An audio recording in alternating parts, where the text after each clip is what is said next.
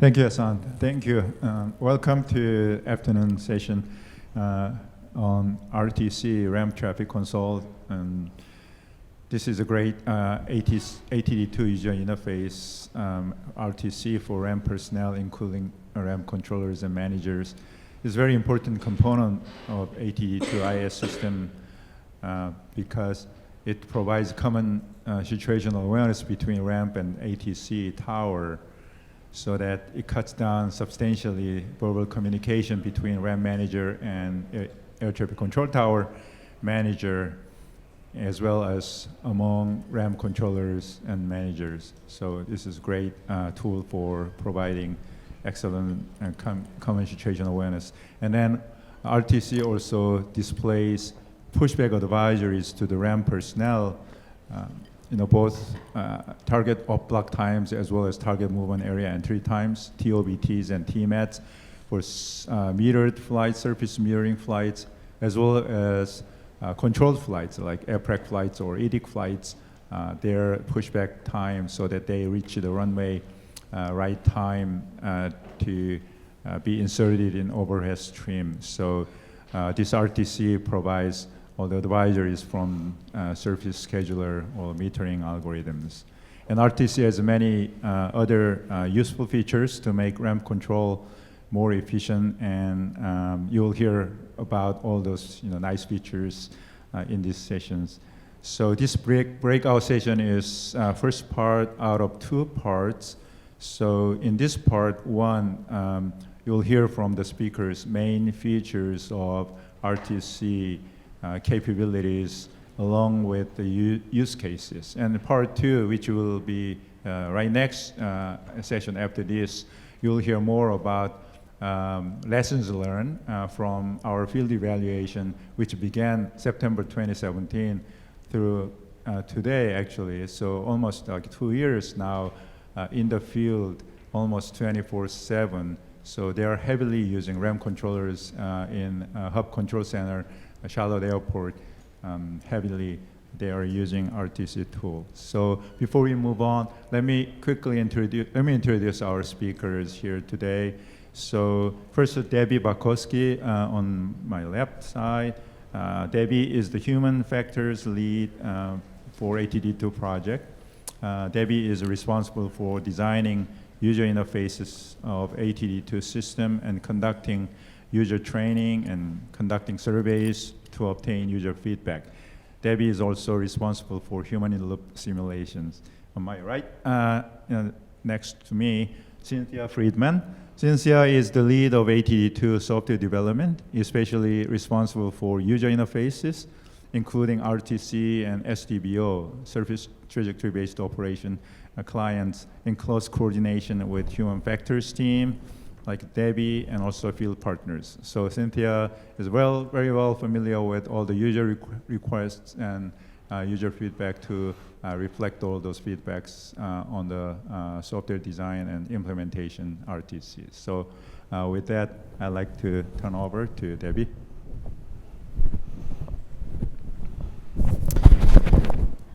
Okay, we want to start today with an overview of RTC, and we won't spend too much time on this because I know Isaac and Bob in both of their sessions yesterday talked about RTC and showed some examples of the live feed, and some of you may have seen that or might already be familiar with RTC.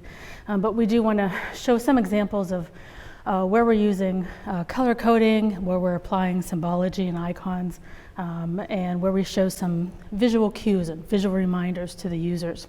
And then we'll walk through a number of operational use cases. We'll focus on the gate advisories that we show for both surface metering and TMI flights. So by the way of a little bit of background, but most are probably familiar with this already, RTC ramp traffic console, and there's a manager version as well that has some additional features. So RMTC were both deployed to Charlotte in October 17, so they have been in the field, being used in the field since then. We know there are 4 ramp sectors at Charlotte, so each one of those positions use RTC, and then the ramp manager is using RMTC on a daily basis. So RTC is an interactive map display. There are controls for zooming and rotating the map.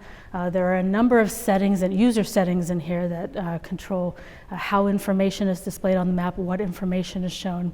And there's also an option for saving user profiles. So each individual user can save their preferences. What we're showing here is, of course, the whole Charlotte ramp area, but each one of those 4 ramp sector controllers would likely have the map rotated and zoomed on the section that they're, the sector that they're working, that they're controlling that day. So, for example, the south ramp sector controller might be looking just between the B and C cons there. There are a number of different pieces of information, types of information that we're showing in RTC. One example of that information is aggregate information. So these are departure and arrival counts. They're shown in the bottom right-hand corner of the display. So the departures are divided by eastbound and westbound departures.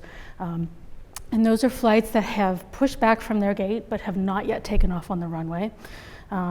So they're somewhere between those 2 points on the surface, and the arrivals are those that are expected to touch down in the next 10 minutes.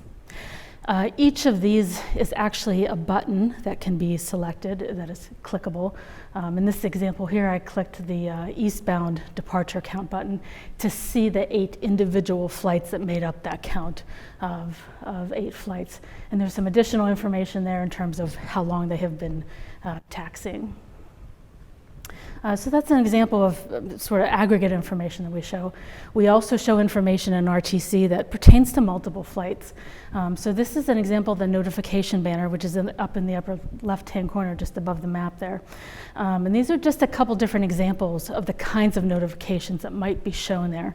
Notifications that apply to multiple flights. So if there's an APREC at the destination, or there's a ground delay program, the destination, the planned start and end times are shown for those. The third and fourth example are departure fixes at Charlotte. So if a departure fix is closed or a miles and trail restriction is applied to a departure fix, that notification would be shown in that field. And then that last example there is airport configuration or runway utilization. When there's a change and it updates, that's an example of something that would be shown there. Where do you get the restrictions, like a fix is closed or 15 miles on a fix? Does that come from NTML? Yeah, initially, yeah, NTML. But we also have another user interface that the controllers can enter it manually. If you've heard about the STBO client, I don't know if you would have heard that. That's our TBFM interface for the tower and the center controller, so they can enter those kind of restrictions manually as well. Thank you. So is a lot of the notification visual only, or is it multi-sensory? Like if there's audio capabilities for those? No audio for the notifications, just that visual. So the new notifications will cycle through in that field, and I'm not showing the image here, but the user can also click in that field to see the full list of notifications that have been sent out that day. So those that have already been expired or been canceled, and those that are still current. So we originally had audible notifications, but the controllers found the sound to be very irritating after a while, so we went through the human factors department to iterated with the controllers to see which kind of sounds they want. So the controllers picked the sounds, but then just during daily use, it just got too irritating, and it just got lost in the noise of all the other commotion going on, and so they asked for it to be turned off, so we don't have it anymore.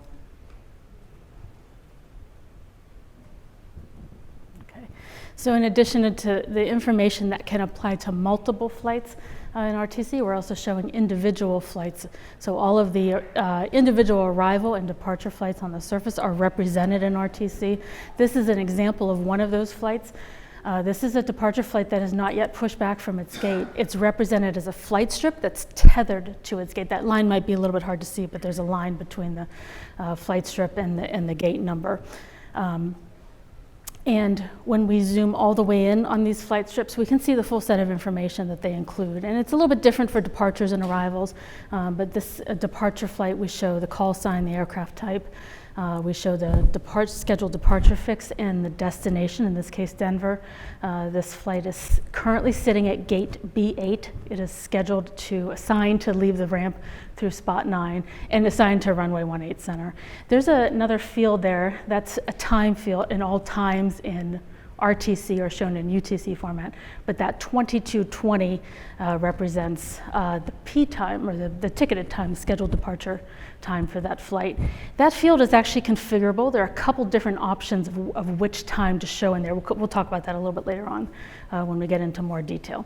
But that's an example of information we show for an individual flight, in this case a departure flight. We wanted to show a couple examples of how we're applying color coding in RTC. So departure flights are shown either in brown or blue. Flights going to Charlotte's East runway are always shown in blue, and flights going to Charlotte's Center runway are considered the westbound departures and are shown in green, shown in brown, I should say. Arrival flights are typically shown in green, with the exception of when they are subject to a gate conflict. So we will talk in more detail about gate conflicts in a few minutes, so I won't go into too much detail here, but in general, when a departure flight occupies the parking gate, then the arrival flight and the parking gate number are both shown in magenta to indicate that gate conflict. But we're going to talk in a little more detail about that later on. And these are a few examples of how we use different symbology or different icons in RTC to indicate different flight states. So we saw that example earlier of the departure flight sitting at the gate, had not yet pushed back, so it was the flight strip was tethered to its gate number. Once a flight starts to push back, and that's an input from the ramp controller, so the ramp controller makes an input into RTC to inform the ATD-2 systems that they've issued the pushback clearance. Once they've done that, that flight strip is no longer tethered to its gate, but it is shown with the gray engine icon with that yellow circle around it. So that indicates pushback spool up state. And then once the controller tells the flight deck they can proceed to a spot, and that's another input into RTC to inform the system that they've told the pilots that. But at that point, from that point out to the runway to take off, the flight is represented as a flight icon with an attached data tag. And that data tag normally sits right on top of that flight icon. It sort of snaps to the top of that, but it can be repositioned. It can be pulled away if the user prefers, and that's what we're showing there. We've pulled the data tag away.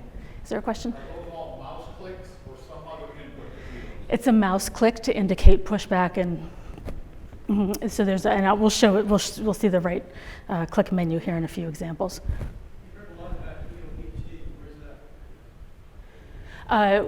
That's a good point. So I mentioned that field, that time field on the flight strip, and I mentioned that it was configurable. And that is one of the options that can be shown in there. So P time can be shown in there, ticketed scheduled departure time. The user also has the option to look at EOBT. Is there any change in the color or the tag if the aircraft is returning to the blocks for any reason, a little over gate flow? If it's returning to the gate after pushback, the flight strip color doesn't change, but we add some annotation to it. We add highlighted information, and I think we have a couple of examples of that in our presentations today, so you'll see that. So we've talked about these flight strips and these data tags. We can add more information to them in terms of color coding by showing borders around the data tags or the flight strips. So in those first two examples, we're showing borders to indicate different aircraft types. So 757s are shown with a blue and white border. Heavy aircraft are shown with the orange and white border around them. And on the bottom two examples here, we add borders, yellow, red, to indicate that the flight is holding in different locations. And then you can see there are timers associated with those holds too. So on the left-hand side there, we have a magenta arrival, so we have a gate conflict. So in this case, it looks like that flight was maybe holding in the hard stand. Once surface surveillance detects that a flight is within that hard stand area, Charlotte has 2 west and north hard stand, then a yellow border is shown around the flight just for situational awareness, just a reminder, an indicator that that flight is waiting. and then that timer automatically starts. So in that case, that flight has been sitting in the hard stand for a little under 10 minutes at that point. And this is an example that we're going to talk in more detail about, but just to introduce this idea, the red border is indicated on the flight strips. If the pilot calls ready, the flight deck calls ready, they're ready to push back, but for some reason the ramp controller isn't able to push them back right away. They can access the right click menu and select hold, put the flight on hold, and that displays a red border. So that's a visual reminder, visual cue to the ramp controller that that flight is ready to go. And again, we have that anytime we see a red counter, we know it's counting up.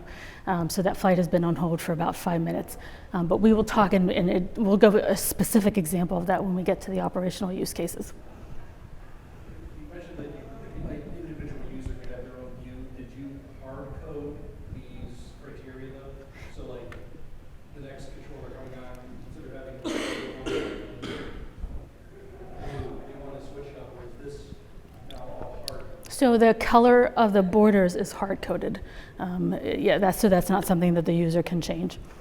The reason for that is for consistency across controllers, so that, you know, if a controller doesn't leave, you know, if a controller goes on break and the next controller comes on, you know, so that you don't have the, you know, what does blue mean now, you know, so. Is that the same case then with runways?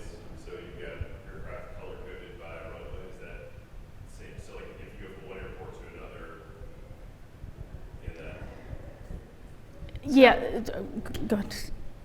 Generally, the way that at Charlotte, you know, the flights taking off on the eastbound runway are blue and westbound. It seems that we might apply that same pattern, that same logic to other airports, but there might be some case that would require, you know, different user preferences. But generally, that's the rule that we follow at Charlotte. We can add. I was going to say we can highlight information that's already on the flight strip to convey additional information. So in the top left corner there, the departure fix is highlighted in red as an indication that that departure fix is closed. So the critter has been closed. And on the right here, we highlighted the departure fix in yellow to indicate that there's a departure fix change. So Acuna was the original departure fix, departure route assigned to that flight. And that yellow highlight can cue the ramp controller to click on that flight to get more information about what the new assignment is, the new departure route, new departure fix. And the last two examples here, you know, we can add information that we don't normally show on a flight strip. So that example on the left, that green is an arrival flight, and in that case we added the A14 metric. So that's computed if we're more than 14 minutes past our scheduled in block time, then we show A14 in red. And we're going to see a few more examples of that in part 2 as well. In this case, we've added some miles and trail information. In that case, Acuna had a 35 miles and trail restriction applied to it, and we're giving that indication to the ramp controller. One reason we might inform the ramp controller of that is that they've told us in the past they didn't always have access to that information. It gives them the opportunity, if they want to convey that information to the flight deck as well, to inform them as well. So that, you know, it's for situational awareness and possibly sharing that with the flight deck too, if they want to. Long on board is another good example of where we're using color coding. So this applies to both departures and arrivals. So for departures, this clock starts at pushback. At actual off block time. For arrivals, this starts upon touchdown. And we do have 3 categories here, more than 60 minutes, more than 90 minutes, and more than 120 minutes. So we're showing, what we're doing here is adding sort of that colored circle or colored disc underneath the flight icon. So it doesn't take up too much more real estate on the display, but we can communicate these long on board categories. We can also show information about the airport. So this screen capture was actually taken from the live feed a couple months ago. So Charlotte had a number of taxiways closed at that point. And those taxiways were just outside the ramp area. So a closed taxiway is represented with a red center line. And if a runway were to close, that's just an example there on the left, it would be highlighted in red with white X's on the bottom and top on either end. So again, that's just for added awareness, added situational awareness for the users, for the RAM controller. We've heard a lot of examples over the past couple days, a lot of references to information sharing and taking advantage of information sharing and using data exchange. And we are certainly doing that in the case of RTC. We're pulling in a lot of additional information into RTC that the RAM controllers may not have had access to or might not have had timely access to before.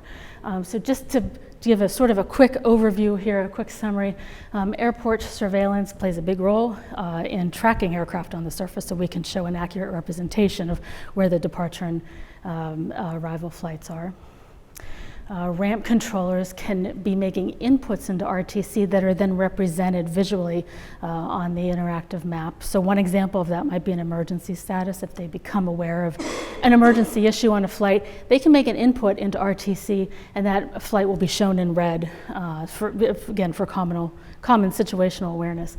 And just as the ramp controllers can make inputs into RTC, the tower controllers can also be making inputs into the STBO client, the ATD-2 system in the tower. When they do that, that information can get pushed down to the RTC display. So example of that might be the departure fix closures that we talked about. And we saw that example of taxiway closures. That was input in the tower in STBO and then shared with ramp tower through RTC. With all this negotiation between the difference, we do that in certain hubs now that are governed by LOAs. Is there like a sample document or just LOA that defines the roles and responsibilities of those individual positions? I don't know if there's a specific document that defines roles, but we have a list of data elements that would be shared between different locations. Yeah, I mean, just to add to that, so we don't have anything like LOA between tower and the ramp. We just take whatever the procedure ramp tower, controller managers are working daily basis, and then we just try to implement that on RTC. And there is quite a good understanding between tower and the ramp, so that the data exchange and everything is really no-brainer. I mean, just as much as information can be shared is a really good thing. So we don't have any formal document to specify roles and responsibilities. I guess we just follow the usual procedures. And this is just an example of what occurred at Charlotte, because for the ramp input at RTC, some of those things may not necessarily be ramp control doing them. Maybe the commercial airlines provide that information to state of the flight and cancellations, correct? Yeah, so the ramp controller, you're looking at the note down here about flight cancellation. So they might be informed of that. They can actually make that input into RTC so that is visually represented on the map. We'll see. This isn't hard and fast rule. This is just what was done at Charlotte. This is done at Charlotte, and I think throughout here we have a number of examples where it may work differently at different airports. It might be different needs at different airports. So yeah, that's a good point. I'll just mention the TMI restrictions. In the past, the ramp controllers told us that they didn't always have access to the information or timely access to that information. So when a flight is subject to a TMI, an edict, or an APREC, that information is now shown on RTC, and we will see some specific examples of that. If the destination is subject to a ground stop, for example, they can get that information. So that's some additional situational awareness for them. But again, with that kind of information, it also gives them the opportunity to share with the flight deck, inform the flight deck, or coordinate with the flight deck. And one of the things we'll talk a lot about are the gate hold advisories. Gate hold advisories can be used for surface metering or TMI flights. But those gate hold advisories are being computed, they're being calculated and generated by the ATD-2 scheduler. We're showing them on RTC. That's a big part of what enables surface metering. It enables us to use gate hold, is getting that information to the RAM controllers. So we'll see several examples of that. And then I know this is something that's been mentioned a lot over the past couple of days, but the earliest off block time, the EOBT that's coming from the airlines, That is obviously an important piece of what drives, what enables surface metering, but it can also be shown on RTC. It's also available in the RTC interface if for some reason a controller wants to see that information.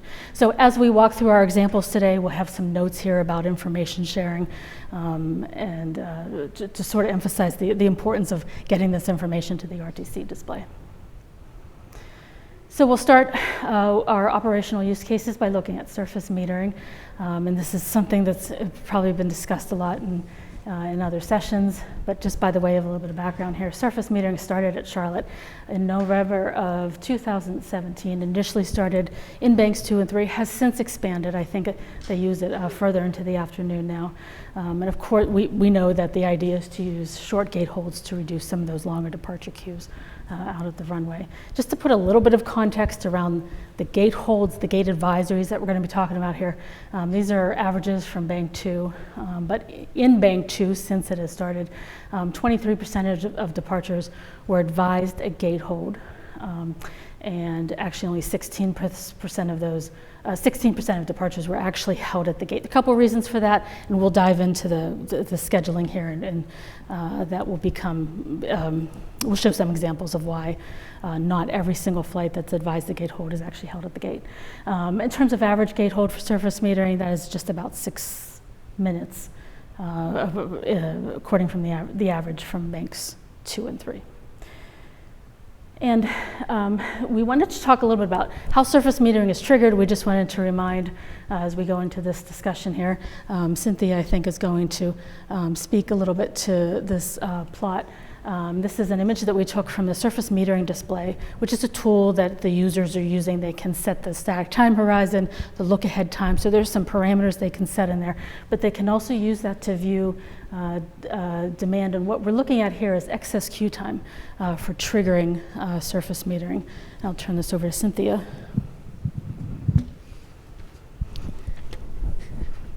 So I'm going to play Vanna here.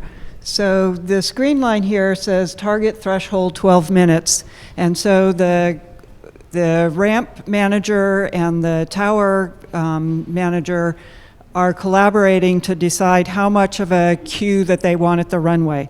So they want a runway to have a queue so that the runway is fully utilized. They want to have a little bit of backup there to make sure that there are no slots that go unused on the runway. And so in this particular case, the ramp manager and the TMC have decided that they want a queue of 12 minutes, which means that they want aircraft waiting in line for 12 minutes. And there's, so in addition to not wanting the runway to run dry, this also allows them to sequence aircraft so that they can go to alternating fixes and so on as well. And so if you set the queue for the excess queue time of 12 minutes, you know, if the number of flights, this is the number of flights that are expected to have the excess queue time over this threshold. Well, if you've got a flight here, you know, you can see that he's toggling right there on the border. Well, if you've just got one flight vacillating right there on the brink of that target queue threshold, then the metering advisories are going to flicker on and off, and that's really annoying to the controllers. And so what this red line is this is an upper threshold. And so even though this is your target queue length of excess queue time, the metering is not going to turn on until the number of flights exceeds that red line. So for this guy, the metering is still not going to turn on because you haven't exceeded this higher threshold. It isn't until this flight comes in and it's predicted to have a longer queue time. Now this is when we enter metering. And then similarly, you don't know, you aren't quite sure when to turn metering off, you know, because again, if you're fluttering around this target queue length, then the metering advisories are going to be flickering on and off. And so they don't want the metering to turn off until the predicted excess queue time falls below this threshold. And so then once this falls below the threshold, then that's when the metering advisories turn off. And so that's just to give stability to the metering advisories.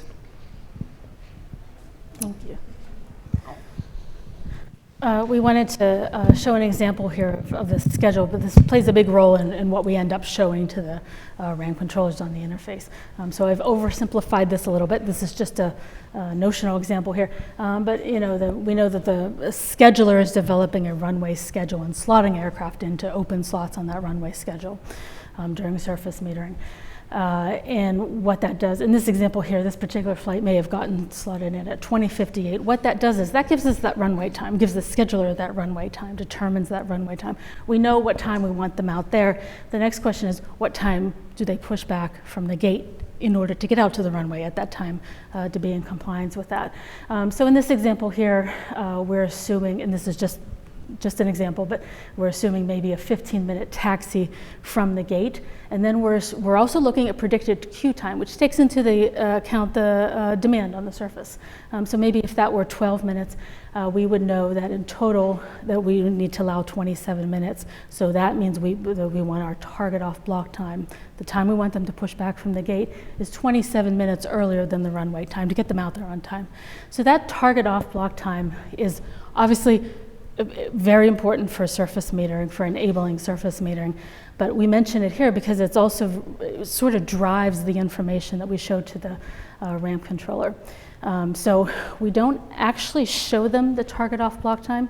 There's a field that sits immediately next to the flight strips when we need to show gate hold advisories, metering advisories. It is shown in cyan. We don't actually show the target off block time itself in that field. What we show in that field is a countdown to that target off block time. So we're counting down, and when that countdown gets to 0, for example, we're at our target off block time. And I intentionally didn't put a number in that image there. When we look at static images or screen captures, and we see a time there, it's sort of tempting to think, oh, that's the wait time, that's the whole time that's been actually communicated to the flight deck. And that's not necessarily the case. That timer could start out 40, 50 minutes before the TOBT. It's counting down, but it doesn't necessarily mean the flight deck is called yet. So we just wanted to sort of emphasize what that field is really showing. It's a countdown to the target off block time. Another way of thinking about that information that we just talked about is that on the top timeline there, we have the runway time. We talked about that. We talked about estimating how long it's going to take them to get out there, which gives us our target off block time. In this example, we backed up 27 minutes to get our target off block time. The data point that I didn't mention on the previous slide is the earliest off block time, and that's that data feed that we're getting from the airlines. So that's the best prediction of pushback, or earliest pushback time. So if we, just by looking at the predicted information here, the predicted EOBT, for example, and the plan for this flight, we notice that there is a difference between EOBT and TOBT. TOBT is a little bit later than EOBT. So we would expect this flight, the plan for this flight is that it would have a 6-minute advised gate hold. In terms of what is actually shown on the display and how things actually play out in the real world, that's a little bit different. We have that, I mentioned that countdown to the target off block time. So we're counting, that field is counting down in minute increments down to our TOBT. Once we get to 0, we show the word push in that field. There's no longer an advised gate hold. And if the flight deck were to call at that point, the RAM controller would proceed as normal and push them back. What is the reason that we're showing the countdown rather than a static TOBT time? So we do have a good prediction of pushback in that EOBT, but we never know down to the second when the RAM controller is going to hear from the flight deck that they're ready to push back.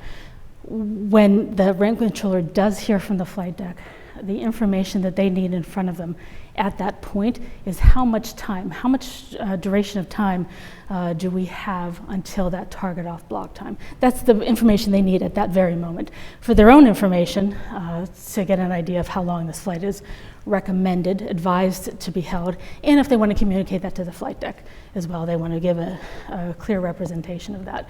So, in terms of how things play out in the real world, the flight deck might just happen to call at that EOBT, but they might call a few minutes prior to EOBT, a few minutes after, just depending on how things are playing out on the flight deck. And it's possible if there is some unexpected delay that might just pop up on the flight deck, they may not actually call until after we've actually hit the TOBT. In that case, when they called, they would just be told to go ahead and push back. The ramp controller would treat them as they normally would and go ahead and push them back as they normally would. So we just wanted to point out that what that number in that field is the countdown to the TOBT. Does the TOBT include like an algorithm for the average, for example, the average pushback delay time? In other words, when they're doing their spool up or what's it? Yes. Thank you. Yeah, taxi time prediction in a model has include everything like pushback duration and spool up time and everything. So it's may not be really best accurate, but we all consider that as well. Yeah. Does that consider various types of aircraft or types of pushback tractors? Yeah, that's right. So we have a number, pushback spool up time, for example, depending on the aircraft type. So heavy aircraft has more time for spool up and so on and so forth. There was one more question. Yeah, how do aircraft tows and maintenance taxis figure into this? Do they impact the calculations? Because in some airports, it's possible that airplane is going to be occupying a spot either in or out of an alley that a live flight would also be using. Is that built in to accommodate that? Because that has a lot to do with the surface complexity. Right. So ramp taxi time from gate to spot varies a lot. There is a huge standard deviation, especially Charlotte area, which is huge and not very congested. And so depending on the pushback and arrival push and so on and so forth, depending on the congestion level, it varies a lot. But we don't have that smart. We try to do taxi time prediction using some machine learning algorithm and so on and so forth. So we tried different ways. But none of them was really successful. So we have certain standard taxi time based on distance and some nominal taxi time, taxi speed. So that's currently state of the art. I would also add to that this leads to the importance of airlines updating their EOBTs in a timely manner and accurately, because if they can see that a flight is delayed because of a towed, then if the airline would update the EOBT, then that makes our predictions more accurate. So to bring this back to the interface, what are the ramp controllers seeing? How do they know when surface metering has been activated? So we know that surface metering can be activated independently on different runways. So the day that we took this particular screen capture, surface metering had activated on the center runway on 36 right. So there are icons in the upper right-hand corner. They are typically shown in white when surface metering activates, and one of them turns cyan. So in this case, the ramp controller might have seen this and known that surface metering had triggered, was active on 36 center. And the other cue they have for knowing that is they see those cyan fields that we just talked about pop up next to the flight strips. So you can see some examples on this display here. And just to come back to that countdown time again, just to emphasize that in that middle arrow there, that's pointing to a flight strip. That number next to, I don't know if you can see it, the number next to that flight strip is 47 minutes. It's a little bit tempting to look at that static image and think, oh, when the flight deck calls, they're going to be told they have a 47-minute hold. But we know that's not the case. We know that's counting down, and that might have started somewhere around 50 minutes. It's counting down to the TOBT. So we have a ways to go. Obviously, we have 47 minutes to go to get to the TOBT, but the flight deck is nowhere near calling ready for that flight. We have a ways to go before they do that. So when they do call, then that advised gate hold will of course be much smaller. So I just want to point out how to interpret those times, how to consider those times. It's easy to look at those times, and I think we all do this when we're in a rush too. We look at the time, we say, well, that's the gate hold time for that flight. It is the gate hold time when the flight deck calls ready. It's the flight deck is not going to hear that they have a 47-minute gate hold. So that's just one example of that idea that we were talking about. And I don't know if you can make it out on that first red arrow there, but we have that actually says the word push. So in that case, at the moment we took the screen capture, that flight had already counted down to its TOBT. It had already reached the TOBT. There's no longer a gate hold advisory shown. But the flight deck had not yet called that. Departure flight's still tethered to its gate. So when the flight deck does contact ramp control on that flight, the ramp controller would go ahead and push in the back as they normally would. No longer an advised gate hold because we've reached our TOBT. I've mentioned a couple times now, things can sort of play out differently in the real world, and there really are sort of two different ways that things can play out. We'll talk about both. In this first example here, we're getting all the way down to our TOBT. We're counting down to 0. At that point, we show the word push, and then at that point, some point after that, the flight deck calls for pushback. So in this example here, when we see that 18 minutes, we know we're 18 minutes from our target off block time. And I think I've heard the static time horizon. I think I've heard that discussed in a couple other sessions or a couple other conversations about that. So that might be something everyone's familiar with already, but that's a configurable field. And I think they keep it somewhere between 10 and 15 minutes in the field, if I have that right. So in this example here, we're saying that's maybe a 10-minute window. Once we are within 10 minutes of our TOBT, we freeze the gate advisor. In other words, we freeze the TOBT. If we go back to that top line there, we know that that's not yet frozen. When we're looking at that 18 minutes, what we're expecting to see is it count down in minute increments. But with that runway schedule is being optimized, it's being adjusted, it's being recalculated based on how things are playing out on the runway.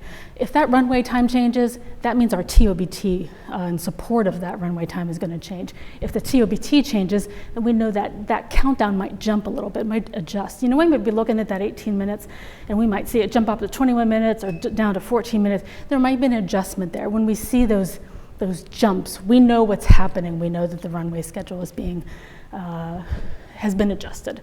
But once we get close into our TOBT, we want to be able to show a stable advisory that's not going to jump around. So that's the reasoning behind freezing the gate advisories. And again, when we say freezing the gate advisories, we're freezing the TOBT time. We're not freezing that countdown. That countdown to the TOBT is going to continue in minute increments.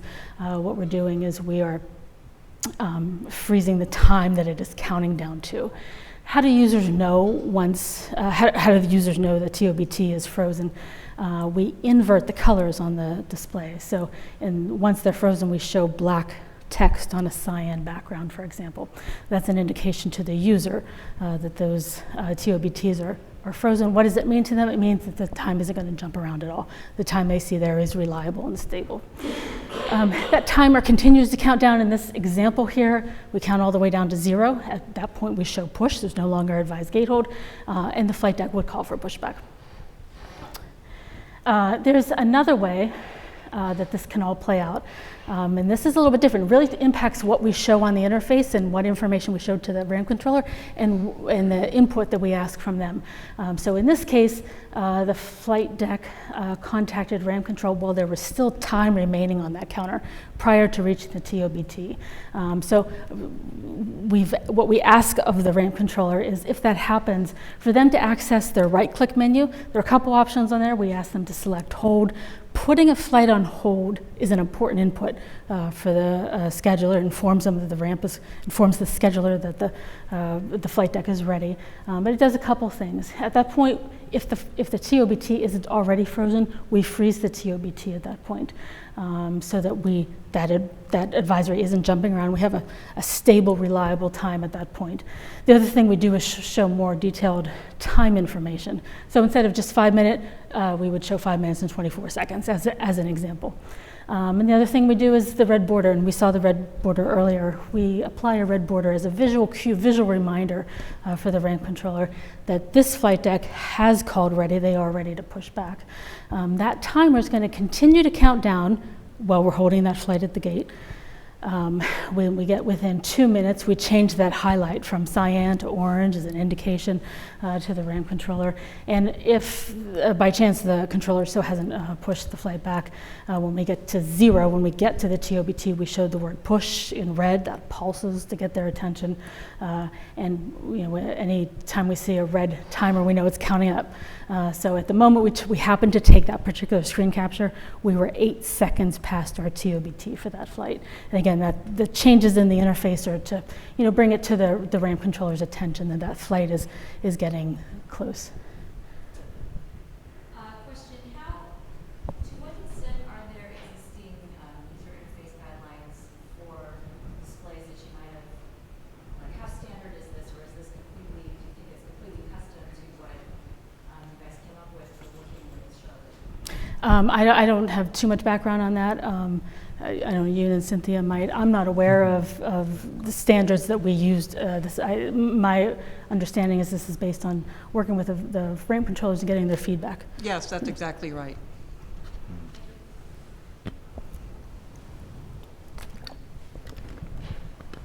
So this is an example this is our second example. This is how things can play out a little bit differently, and it really does change the information we need to show to the ramp controllers and how they interact with the flight deck. We talked a little bit about how do ramp controllers know that surface metering has been activated. How do they know it's been turned off? This is a message that we flashed for 2 or 3 seconds. If anyone was in Bob's session yesterday when he was talking about RTC, he had the live version up. This actually happened to flash and I don't know if anybody caught it. It's only a few seconds, but it's an indication that surface metering is no longer being used on a particular runway. And then the icons in the upper right-hand corner are no longer shown in cyan. They go back to being shown in white.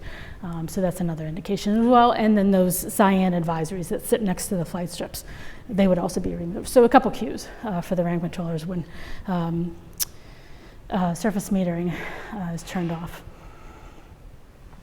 So we have talked about the gate advisories that we show for surface metering. We also show gate advisories for flights that are subject to TMIs, edicts or APREX, expect departure clearance time or approval request, call for release.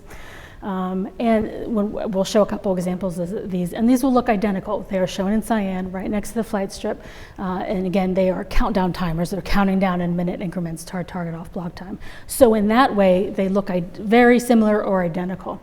But there are a couple differences here that we want to point out.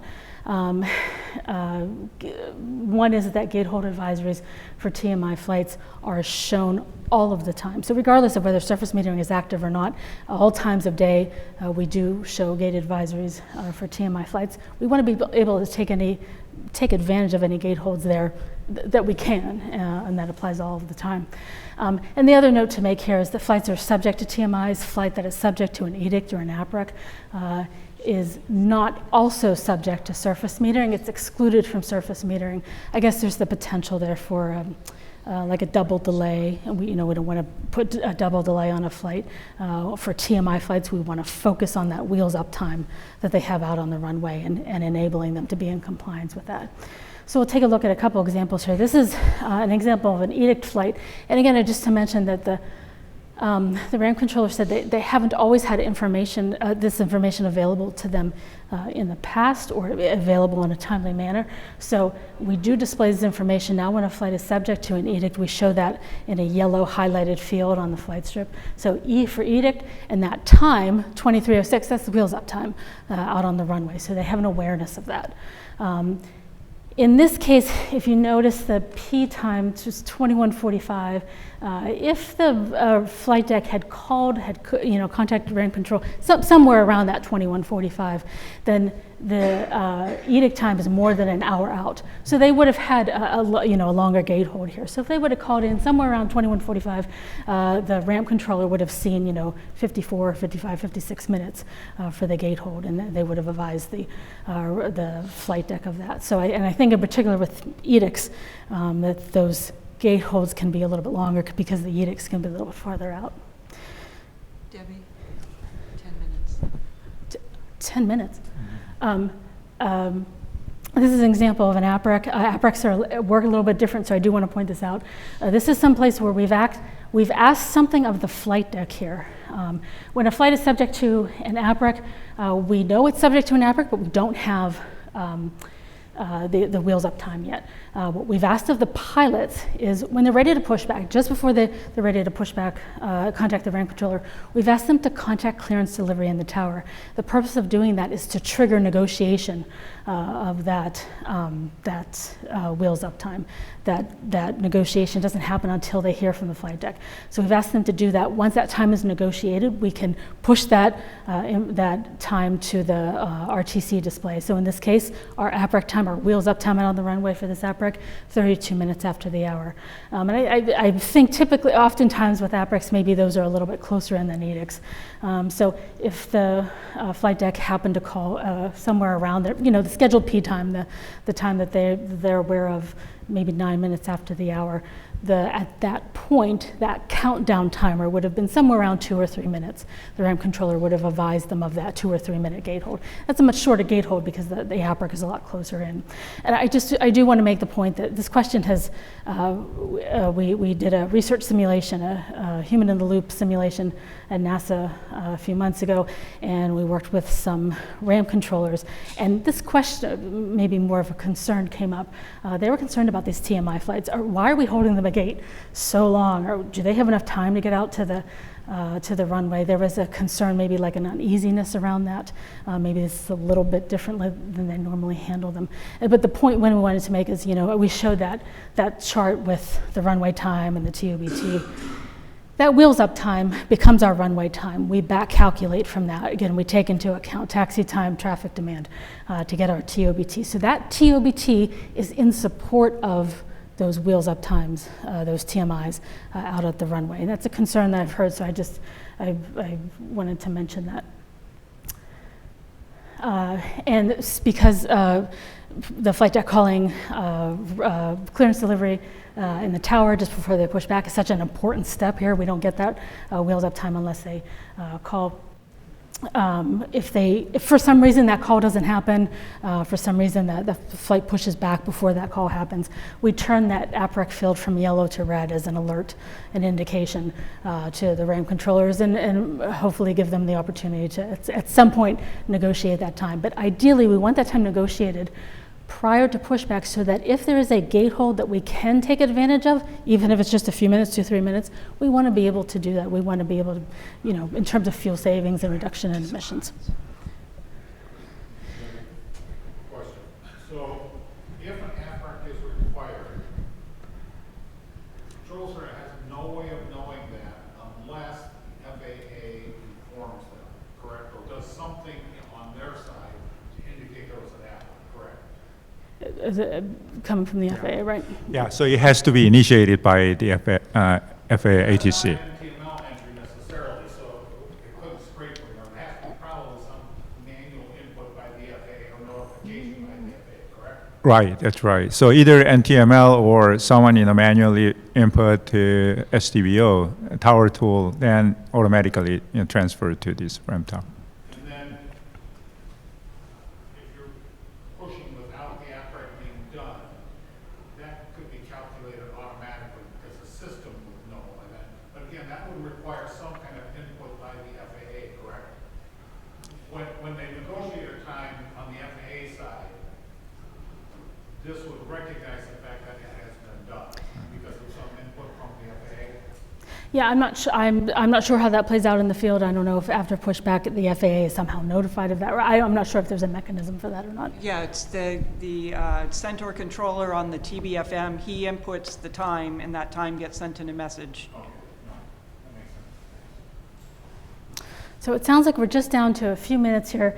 Maybe we have a few minutes for just a couple more examples here of operational use cases.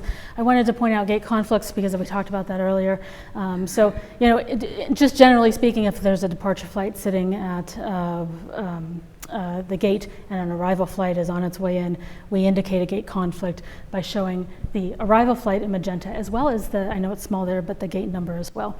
And there are some parameters around that. One of those parameters is a user setting, so the user can change its parameter. And that's when do we start to show the gate conflict? When does that magenta first get shown? And that is, I think the default on that is 10 minutes, meaning that 10 minutes prior to predicted touchdown, if there is a departure flight sitting at the gate, then we turn that magenta indicator on. Some RAM controllers have told us that they don't want to see any indication of gate conflict till that flight is actually on the ground. So they can reduce that number, that 10 down to 0 minutes, which means the arrival flight has to be wheels down. And then if at that point there is still a gate conflict, then the magenta will be indicated. So this is an example here from the live feed where there's a departure flight sitting at gate B8. So the ramp controller must have asked the arrival flight to hold in the hard stand. That's Charlotte's West hard stand. That's why we see that yellow border in the count up timer. And as far as when does the magenta actually turn off and turn to back to its green color. So it's not right at pushback, but it's pushback pushback plus 5 minutes, and that's a preference from I believe from the RAM controllers at Charlotte. They wanted to give the departure flight time to push back and start to spool up before we indicate, okay, there's no longer a gate conflict. So there are some parameters around where we display that information. This is another good point to mention, that this is something that could differ a lot by different airports. Different airports, their operations might just be set up differently on the surface. So they may not want that plus 5 minutes in there. They might want to know right at pushback that now there's no longer a gate hold. Could those be configurable by gate? No. There you go. Just one number. Just one number. We probably just have I'll show one more example here. I thought this was interesting, that I saw this in the live feed a couple weeks ago. The first thing I saw was that the flight that was an inbound flight, is a heavy flight, heavy aircraft. It was shown in magenta, so I thought, okay, there's a gate conflict. I saw that it was going to gate D2, so I thought, I'll see a departure flight when I look at gate D2. Gate D2 was empty, there was no one sitting there. And so I wasn't quite sure what was triggering this gate conflict. So I clicked on the gate number or the arrival flight to see the tethers, to draw the tethers. And the tether was actually drawn to the departure flight that was sitting at gate D1. So I guess that area in between DCON and CCON is constrained. What's with the logic that has been built into the system here is that if there is a flight sitting at gate D1, that closes D2 to heavy aircraft. So that's what, in this case, what triggered the gate conflict. So I did watch to see how this played out, because the ramp controllers changed the assigned gate of the arrival flight. I think we're almost out of time here. 1 minute. What was the first task that you saw fail when the controller got really busy? Because a lot of this seems like the clicking without the automation was the first thing that they stopped doing.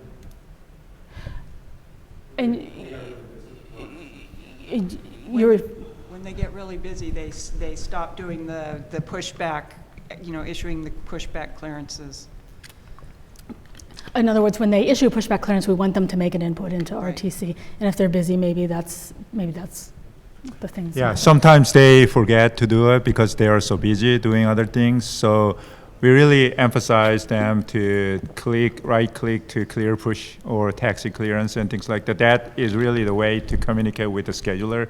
The status of flights has to be updated, but sometimes when they're really busy, they skip. So it's not many. So they are well trained. So it's almost like a second nature now. So yeah. What was the impact of the system? You said that's the part thing that makes, so if something stops doing that, how did that affect all the tools? Right, so that has some sort of impact on scheduler robustness, right? So for example, pushback clearance hasn't been logged to the scheduler, so it waits until like first track hit of aircraft by the surveillance, then it updates the status. Oh, it has pushback, things like that. Yeah. Well, it's time for our break, so we're happy to stay here and ask questions, but otherwise, Do we want to maybe save those for part 2? Yeah, Is there time for that? so we have part 2 coming up as well. Yeah, some of features we'll revisit in part 2. Thank you.